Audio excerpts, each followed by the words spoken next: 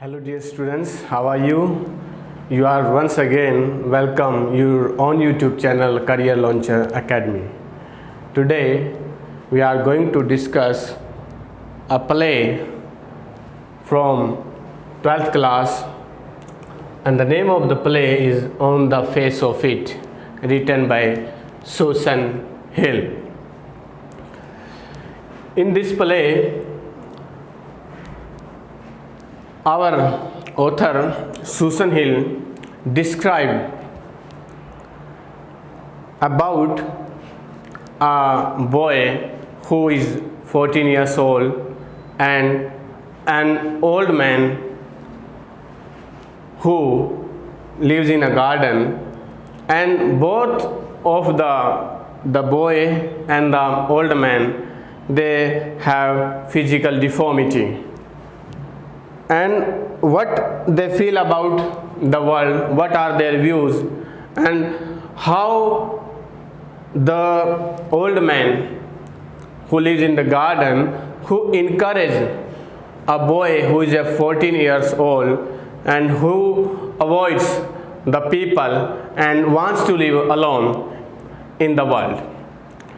इस लेसन में हम देखते हैं कि there is a boy when the play starts, जब ये हमारा नाटक है ये शुरू होता है. Why it has been called a play? Because there are the dialogues in this play. We can't perform this on the there, and this play is one act play. One act play. This is one act play, and the character they speak there dialogue. वे अपने dialogue बोलते हैं इसमें. The character in this play is Derry. Derry एक character है यहाँ पर, and he is a boy of 14 year का वो लड़का है. And Mister Lamb is an old man. Mister Lamb है, एक बुजुर्ग व्यक्ति हैं वो. अब जब हमारा there are 3 scenes in this play, 3 scenes are there. इस नाटक में 3 यहाँ पे सीन आते हैं, और जब ये हमारा प्ले शुरू होता है उस समय अ boy of 14 years old, Daddy, he wants to live alone. वह अकेला रहना चाहता है. He avoids people. वो लोगों को अवॉइड करता है. He do not want to live in the company of people. What is the reason behind that? We will discuss in this play. हम डिस्कस भी करेंगे ये बातें हमारे इस लेसन में कि हाँ भाई वो कांड क्या था उसका वहाँ पर. अब जो डैरी है, ही इंटर्स अ गार्डन. इंटर्स अ गार्डन, एक बागीचे में वो प्रवेश करता है. ही थिंक्स, वह सोचता है that the garden is empty and nobody is there, and he not enter through the gate. वो गेट के द्वारा इंटर नहीं करता, बल्कि he scales the wall. Scales the wall of the garden. वो उसकी दीवार फांद करके वहाँ पर इंटर करता है.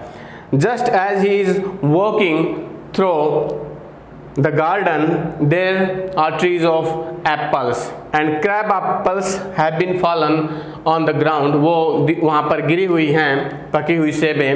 And as he is walking through the garden, he hears a sound, and that sound is of mister Lamb. और वो कहता है माइंड द क्रैब एप्पल्स, की जो क्रैब एप्पल्स का तुम ध्यान रखो. He was surprised, he was astonished. वो एकदम से भौचक्का रह जाता है कि उसने तो ये सोचा था कि गार्डन में कोई भी नहीं है, लेकिन जैसे ही वो झाड़ी के पास वहाँ पर जाता है और वो मिस्टर लैम की आवाज़ सुनता है, एकदम से वो स्टन रह जाता है. तो उससे वो दोनों बातें करने लग जाते हैं. तो उससे बताता है, जो मिस्टर लैम है वो कहते हैं कि वन इज हेयर वेलकम्ड, उसके गार्डन में हर किसी का वेलकम है, स्वागत है, लेकिन वो जाना चाहता है। जो डैरी है he wants to go from the garden, वह जाना चाहता है, लेकिन यहाँ पर जो मिस्टर लैम्ब है वो ये कह रहे हैं that everybody is welcomed in his garden, हर किसी का यहाँ पर स्वागत है। और उसको कह भी देते हैं भाई तुम दीवार फांद करके आए हो, तो उसको कहता है that I think you are watching on me, कि तुम मेरे तरफ देख रहे थे कि किस समय मैंने गेट में इंटर किया।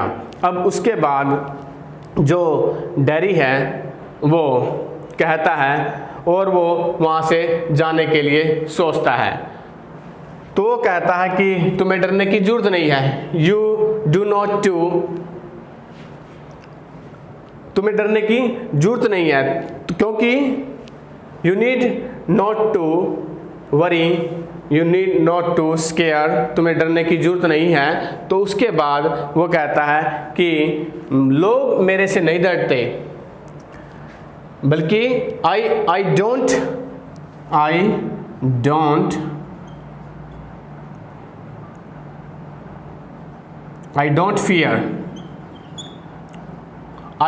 fear from people, but people are afraid of him. People are afraid of him, बल्कि लोग उससे डरते हैं, afraid of him।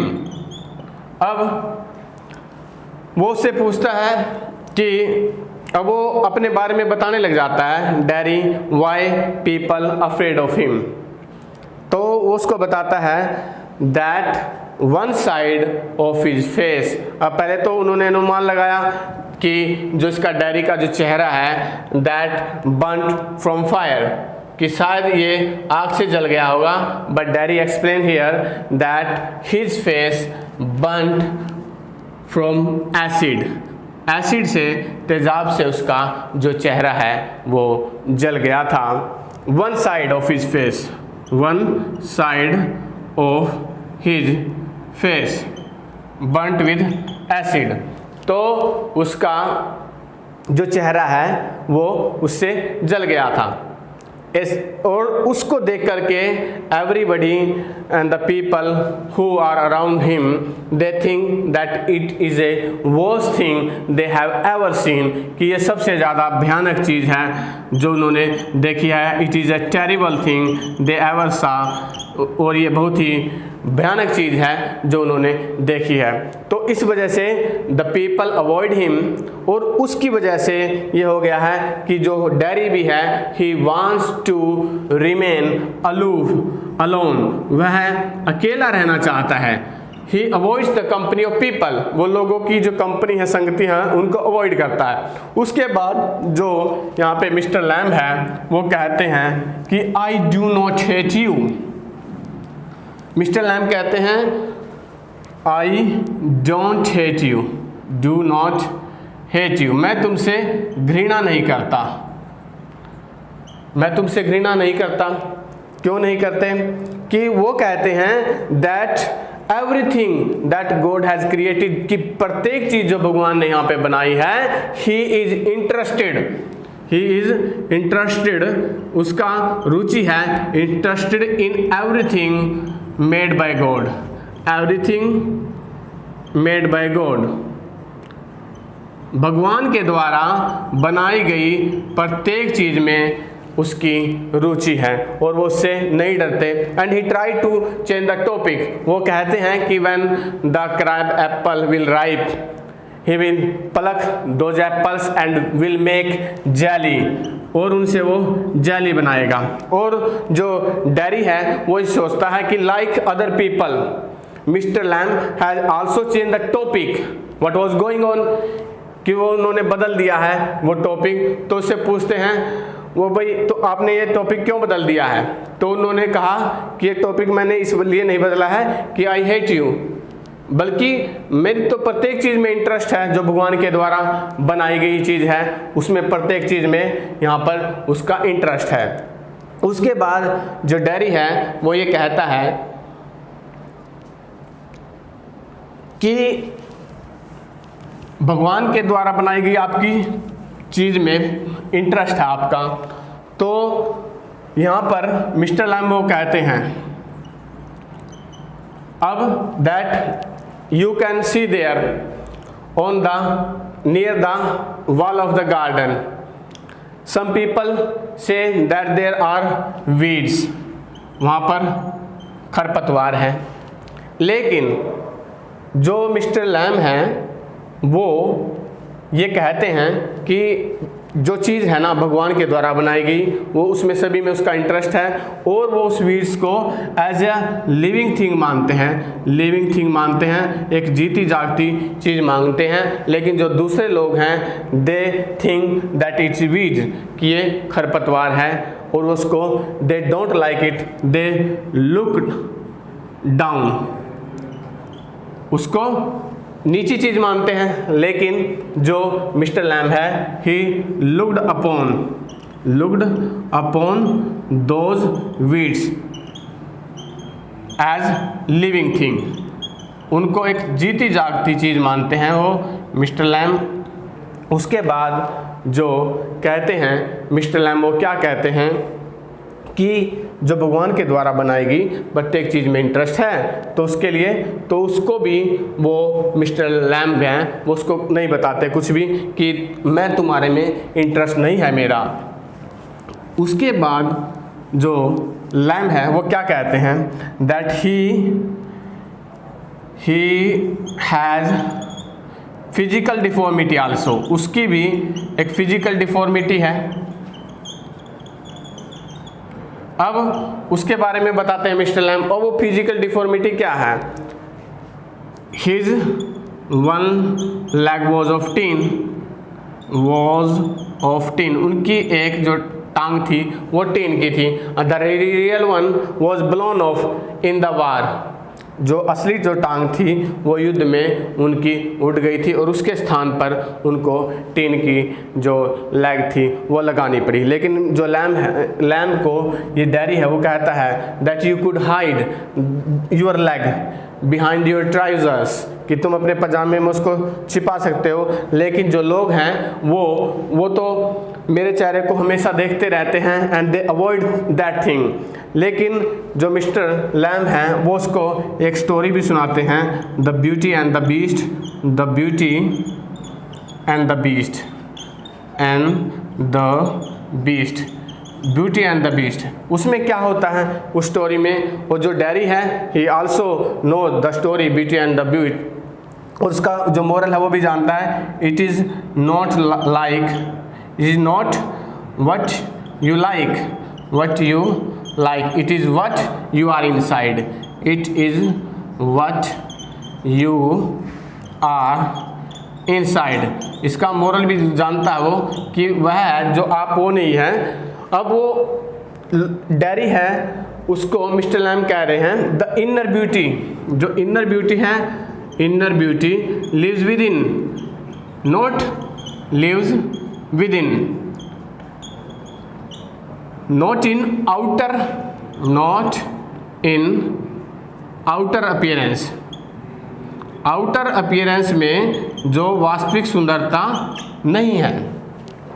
अब जो कहानी बता रहा है उसमें क्या होता है, a princess kisses a beast, उसको एक प्रिंसेस वो किस करती है बीस्ट को, and that beast turns into a beautiful Prince, वह एक सुंदर राजकुमार में बदल जाता है। Because the princess looked upon the inner beauty of that beast, उसको उसकी अंदरूनी सुंदरता को वो लाइक करती थी और उस वजह से, उसकी सुंदरता की वजह से वो चेंज हो जाता है। लेकिन जो डैरी है वो क्या कह रहा है कि उसने तो बीस्ट को तो किस कर दिया, लेकिन मुझे कोई भी, नोबडी विल किस हिम एवर, कोई भी उसको किस नहीं करेगा एक्सेप्ट हिज मदर, उसकी माँ के अलावा कोई भी उसको किस नहीं करेगा।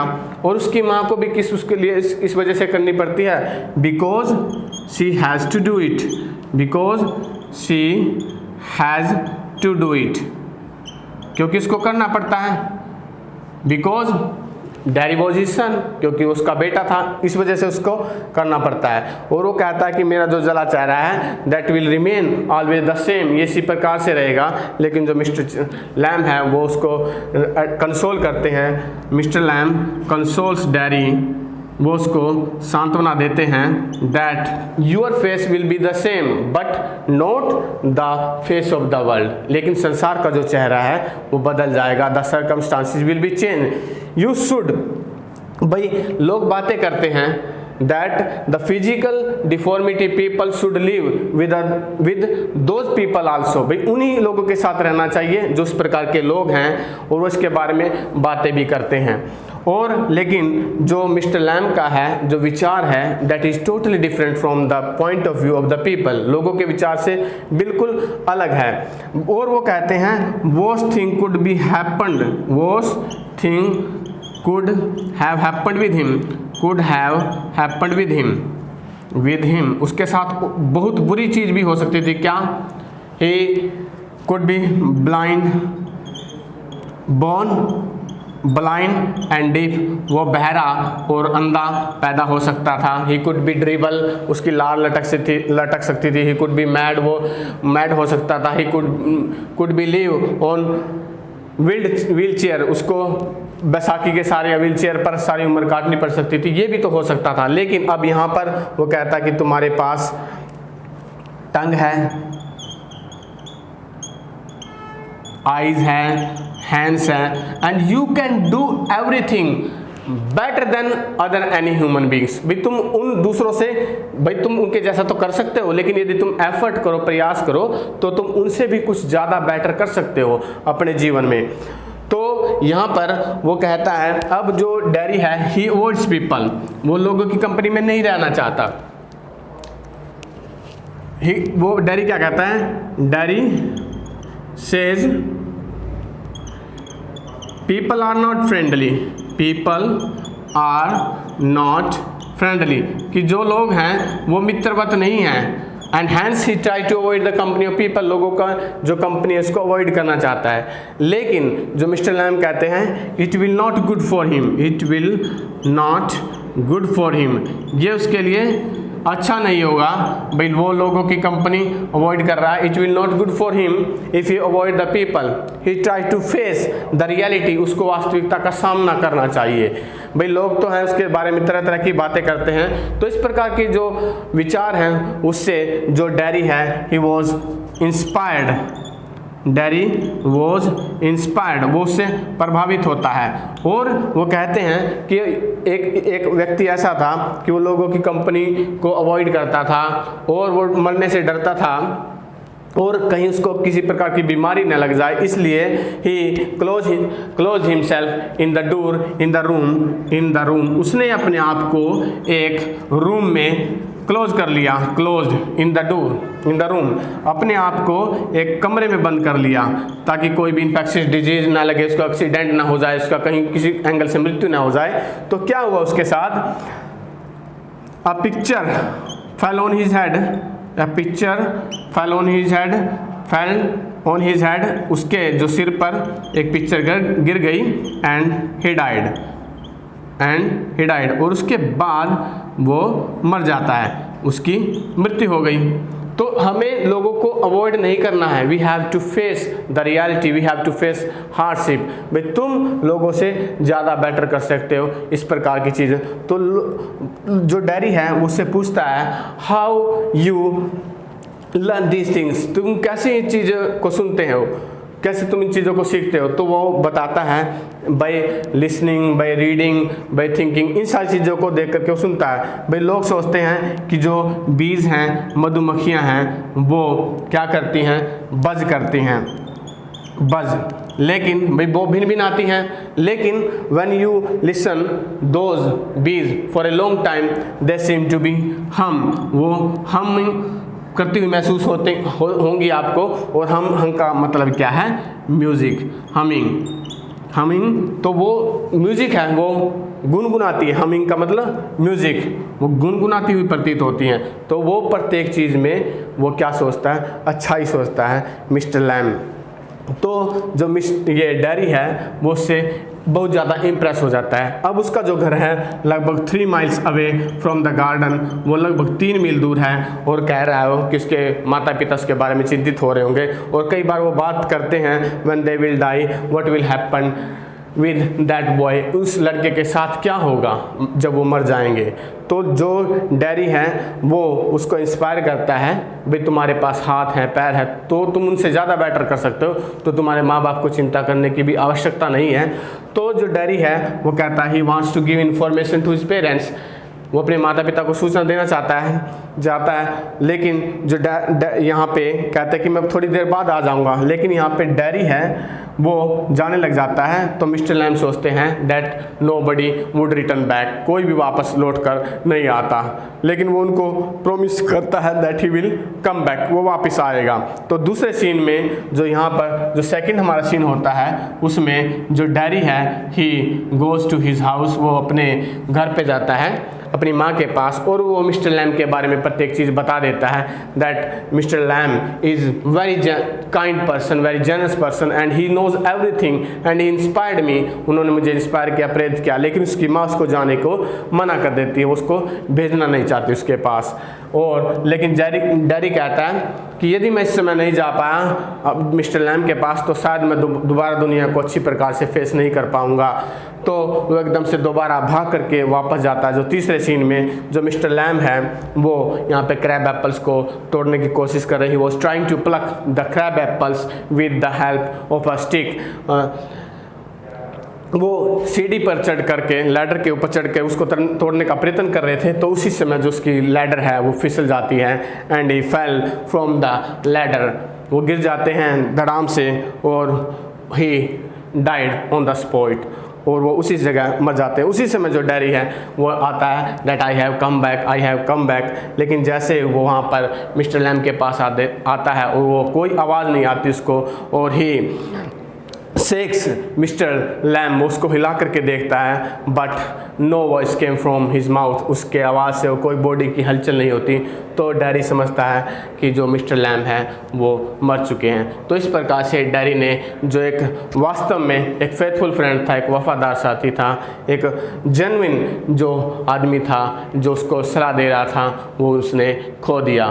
तो इस प्रकार से हम लेसन में देख सकते हैं कि जो यहाँ पर इस प्ले के द्वारा जो सूसन हिल है वो एक्सप्लेन कर रहे हैं कि जो फिजिकल डिफॉर्मिटी है, फिजिकल डिफॉर्मिटी, उस जो भी लोग फिजिकल डिफॉर्मिटी से ग्रस्त हैं they should face the reality, उनको वास्तविकता का सामना करना चाहिए। और जो हमारे जो समाज है our society should create such type of circumstances that they can live peacefully in those atmosphere and they don't think themselves isolated from the society, ताकि वो समाज से अपने आप को अलग न महसूस करें। तो समाज को भी ऐसी परिस्थितियाँ का उनके लिए प्रबंध करना चाहिए, अरेंज करने चाहिए इस प्रकार की परिस्थितियाँ, ताकि वो भी एक अच्छा और पीसफुल कंटेंटमेंट वाला जो जीवन है वो जी सके।